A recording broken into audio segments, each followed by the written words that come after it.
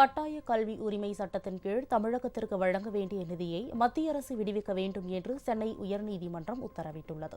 தமிழ்நாட்டில் 25% கட்டண சலுகையுடன் பள்ளிகளில் மாணவர் சேர்க்கைக்கு வகை செய்யும் கட்டாய கல்வி உரிமை சட்டத்தின் கீழ் இன்னமும் மாணவர் சேர்க்கை தொடங்கவில்லை என்று கூறி சென்னை உயர்நீதிமன்றத்தில் வழக்கு தொடரப்பட்டது.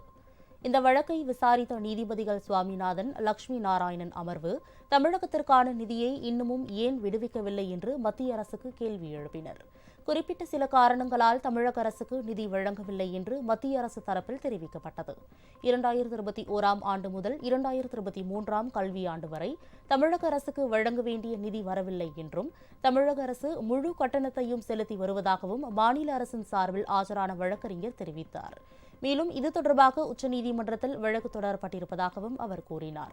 இதையடுத்து தமிழகத்திற்கு RTE சட்டத்தின் கீழ் வழங்க வேண்டிய நிதியை உடனடியாக வழங்க வேண்டும் என்று நீதிபதிகள் உத்தரவிட்டனர். மத்திய அரசு விடுவிக்கும் நிதியை தமிழக அரசு தனியார் பள்ளிகளுக்கு உரிய முறையில் வழங்க வேண்டும் என்றும் நீதிபதிகள் உத்தரவிட்டனர்.